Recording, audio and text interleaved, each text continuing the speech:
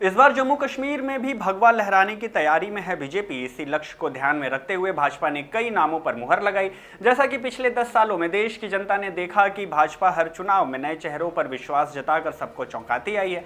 इस बार भी भाजपा ने जम्मू कश्मीर की किश्तवाड़ सीट से एक ऐसे नाम पर मुहर लगाई है जिस पर लगातार चर्चा हो रही है। दरअसल भाजपा ने किश्तवाड़ सीट से एक ऐसी कार्यकर्ता को टिकट दिया जिन्होंने अपने पिता और चाचा को आतंक की भेंट चढ़ते देखा है। बता दें कि भाजपा लगातार जम्मू कश्मीर में अपने वोट बैंक मजबूत करने में जुटी है। इसी को ध्यान में रखते हुए भाजपा ने किश्तवाड़ से शगुन परिहार को विधानसभा चुनाव का टिकट देकर बड़ा दांव चल दिया। जहां तक टिकट देने का सवाल है तो इसके पीछे सहानुभूति कहें या सिंपैथी एक बड़ा फैक्टर माना जा रहा है, क्योंकि शगुन जम्मू कश्मीर भाजपा के पूर्व सचिव अनिल परिहार की भतीजी हैं। अनिल परिहार और उनके भाई अजीत परिहार, जो कि शगुन के पिता थे, इन दोनों की नवंबर साल 2018 में किश्तवाड़ में आतंकियों ने हत्या कर दी थी। इसके साथ ही उनका नाम इसलिए भी खास है क्योंकि पहली लिस्ट में बांटे गए 15 टिकटों में शामिल वो इकलौती महिला हैं। जी, मुझे पूर्ण विश्वास है मेरे किश्तवाड़ के लोग इस किश्तवाड़ की बेटी को खुले दिल से अपनाएंगे। और ये इलेक्शन शगुन परिहार का नहीं, केवल अजीत परिहार, अनिल परिहार के परिवार का नहीं, ये इलेक्शन उन तमाम शहीदों के परिवार का है जिन्होंने देश की एकता, अखंडता के लिए अपना बलिदान दिया।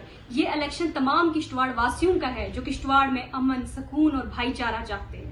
आपको बता दें कि जम्मू कश्मीर चुनाव को देखते हुए भारतीय जनता पार्टी बीजेपी ने उम्मीदवारों की पहली लिस्ट जारी की है। 15 कैंडिडेट्स की इस लिस्ट में शगुन परिहार का नाम भी शामिल है। टिकट मिलने के बाद जब शगुन से बातचीत की गई तो उन्होंने कहा कि मैं प्रधानमंत्री मोदी, जेपी नड्डा और मेरा समर्थन करने वाले सभी लोगों को हार्दिक धन्यवाद देना चाहती हूँ।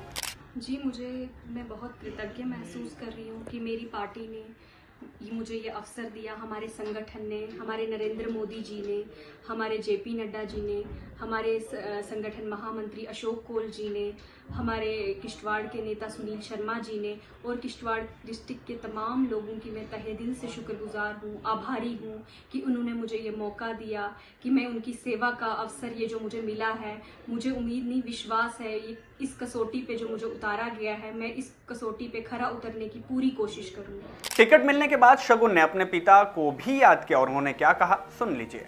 जी, परिवार में तो बहुत खुशी का माहौल था। कहीं ना कहीं हम छोटे पापा को बहुत मिस कर रहे थे। हम सभी लोग की मतलब जो चीज़ें हमने उनके लिए सोची थी वो चीज़ें हमें आज मिल रही हैं।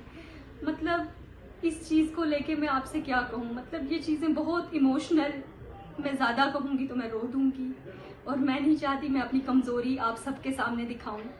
और हमारे संगठन का साथ तो हमारे साथ उस वृक्ष की भांति रहा जो हम तक आने वाली हर धूप, हर बारिश और न जाने कितनी अलाउं बलाओं को हम तक आने से पहले ही टाल देता था।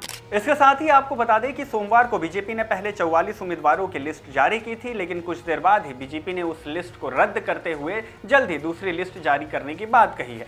44 उम्मीदवारों की लिस्ट जारी होने के बाद भाजपा में अंदरूनी कलह शुरू हो गई थी। हालांकि थोड़ी ही देर बाद पार्टी ने 15 प्रत्याशियों की नई लिस्ट भी जारी कर दी। जानकारी के मुताबिक जम्मू कश्मीर विधानसभा चुनाव को लेकर 25 अगस्त को नई दिल्ली में बीजेपी की केंद्रीय चुनाव समिति की बैठक भी हुई थी।